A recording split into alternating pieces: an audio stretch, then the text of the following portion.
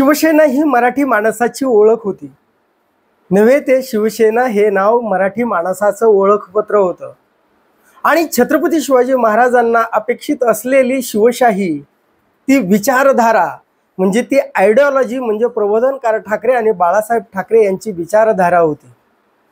बाळासाहेबांचा आवाज म्हणजे महाराष्ट्राचा हुंकार होता. मराठी माणसाची ती अस्मिता होती. मराठी माणसाचा तो स्वाभिमान होता. बाळासाहेबांनी आवाज दिला आणि महाराष्ट्र स्तब्ध झाला नाही, असं कधी झालं नाही. मग ती ओळखपत्र असलेली शिवसेना आणि ती आयडिओलॉजी, ती विचारधारा याला जी अवकळा प्राप्त झाली, त्याच्या पाठीमागं नेमकं कारण काय आहे? मराठी माणसाची दुर्दशा म्हणजे इथे मराठी भाषेला मान सन्मान द्यावा म्हणून आम्हाला आंदोलन करण्याची वेळ येते आहे. मराठी माणसाचं हित इथे जर घडलं जात नसेल, साधलं जात नसेल, तर त्याच्यासाठी जर आंदोलन करण्याची वेळ येत असेल, तर मग कुठेतरी ही जी अवकळा आली आहे, मराठी भाषेला, मराठी माणसाला जी अवकळा प्राप्त झाली, त्या विचारधारेला उलटी लागली. या पाठीमागे नेमकं कारण काय आहे? आणि जे राज ठाकरेंना भाजपा अगदी फुलासारखं सांभाळत आहे, राज ठाकरेंचा एकही शब्द खाली पडू दिला जात नाही, वरचीवर झेलला जातोय. शासन प्रशासन अगदी राज ठाकरेंच्या उंबरठ्यावर लोटांगण का घालतंय? या पाठीमागे नेमकं कारण काय आहे? आणि जे एकनाथ शिंदे यांनी जी मराठी माणसाची ओळख असलेली ओळखपत्र शिवसेना आणि ती आयडिओलॉजी, ती विचारधारा पळवण्याचं धाडस एकनाथ शिंदेंना कशाच्या बळावर झालं आणि त्याचं कारण काय? या पाठीमागची मूळ कारणं काय आहेत? याविषयी आपण सविस्तर असं विश्लेषण करणार आहोत. तत्पूर्वी जर चॅनलला सबस्क्राईब केलं नसेल तर पहिल्यांदा जरूर सबस्क्राईब करा. मित्रांनो, मराठी भाषेला सन्मान द्यावा, मराठी माणसाचा स्वाभिमान राखला जावा, यासाठी जर महाराष्ट्रामध्ये आंदोलन करण्याची वेळ येत असेल तर ही अवकळा का आली आहे? त्याच्या मुळाशी एकच कारण आहे मित्रांनो.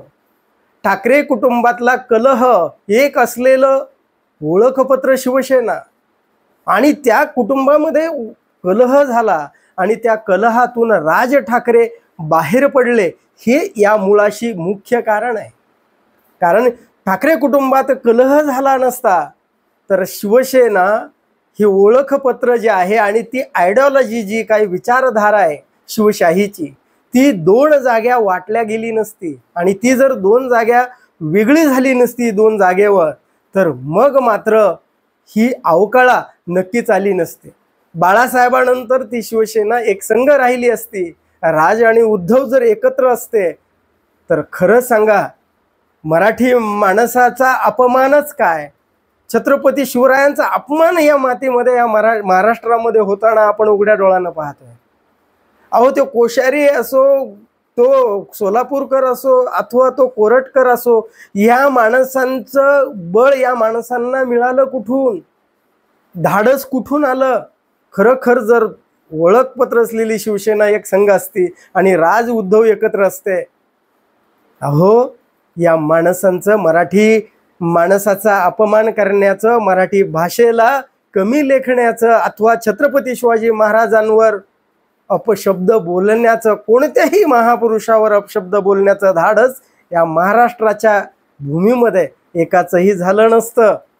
त्याच्या मुळाशी एकमेव कारण म्हणजे हा ठाकरे कुटुंबातला कलह मराठी माणसांच्या, मराठी भाषेच्या, मराठी अस्मितेच्या मुळावर आलेला आहे.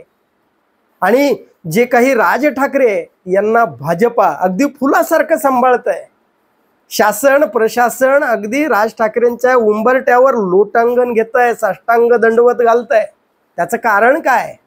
त्याचं कारण एकच आहे. जोपर्यंत जी महाराष्ट्राची ओळख आहे, मराठी माणसाची अस्मिता आहे, जी विचारधारा आहे, जोपर्यंत राज ठाकरे उद्धव ठाकरे पासून वेगळे आहेत, तोपर्यंतच इथे छत्रपती शिवाजी महाराजांचा अपमान करणाऱ्यांचं, त्यांचं चारित्र्याचं चिंतोडे उडवणाऱ्यांचं अथवा इतिहासाचं विकृतीकरण करणाऱ्याला इथं धाडस होणार आहे. आणि ते जर एकत्र आले तर मग मात्र महाराष्ट्रामध्ये ठाकरे बोलतील तेच होईल, असं पक्की खात्री या भाजपला आहे. म्हणून राज ठाकरेचा एकही शब्द एकही गोष्ट आज खाली पडू दिल्या जात नाही। त्या पाठीमागे एकच आहे, जेवढं ठाकरे कुटुंबामध्ये कलह राहील तेवढंच संघाची विचारधारा, भाजपची विचारधारा या मराठी माणसांमध्ये झोडा म्हणजे फोडा आणि झोडा ही नीती त्यांना अवलंबता येते। म्हणून राज ठाकरेंना अगदी खूप मोठा आदर सन्मान दिल्याचा जो भाव व्यक्त होतो नेहमी, त्या पाठीमागे मुळामध्ये मराठी माणसाला, मराठी भाषेला आणि इथल्या शिवशाहीच्या विचारधारेला अपंगत्व, पंगुत्व आणण्याचं धोरण या पाठीमागे आहे।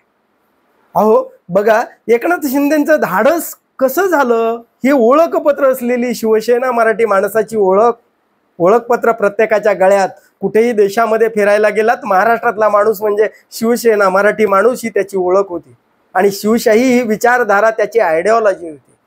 मग एकटा दुकटा जर शिवसेनेतून बाहेर पडायचा असेल तर त्याचं धाडस होत नव्हतं। आठवण करून बघा ना, दिघे साहेब असतील त्या काळामध्ये एकटा नगरसेवक, एकटी जी काही लोक शिवसेना सोडून किंवा गद्दारी करून बाहेर पडायचा विचार केला त्यांनी, तर त्यांचं धाडस होत नव्हतं। त्यांना लपून छपून चोरासारखं राहावं लागत होतं। छगन भुजबळ बाहेर पडले, काळा आठवून बघा। नारायण राणे बाहेर पडले, आठवून बघा। नंतर जी लोक नेते बाहेर पडली ना शिवसेनेतली, ती एकटा दुकटा बाहेर पडली। शिवसेनेची असलेली ओळख अथवा ती आयडिओलॉजी आमची आहे असं म्हणण्याचं धाडस त्यांचं झालं नाही, कारण त्यांना माहिती होतं की हे धाडस अंगलट येण्याची शक्यता जास्त आहे। पण मग यांना आता तर एकनाथ शिंदेंनी ती ओळखपत्र ही आणि ती जे काही आयडिओलॉजी आहे ती पण म्हणजे शिवशाहीची, म्हणजे बाळासाहेब ठाकरेंची, प्रबोधनकारांची आणि शिवशाहीला जी अपेक्षित विचारधारा आहे ती विचारधारा माझी म्हणण्याचं जे धाडस एकनाथ शिंदेंकडे आलंय, शिवसेना माझी म्हणण्याची जी हिंमत त्यांनी दाखवली आहे, त्याचं कारण एकच आहे। त्याचं कारण म्हणजे उद्धव आणि राज ठाकरे यांच्यातला कलह। सुरुवात तिथून झाली, म्हणजे बाळासाहेबांच्या हयात तिथंच हे राज ठाकरे बाहेर पडले ना। पण मूळ कारण कुठे होतं, तर मूळ कारण तिथे होतं। मग आता ते कारण जर खरोखर जर ते कारण बंद झालं किंवा ते कारण मिटवलं तरच हे कार्य घडणारं जे आहे ते थांबणार आहे।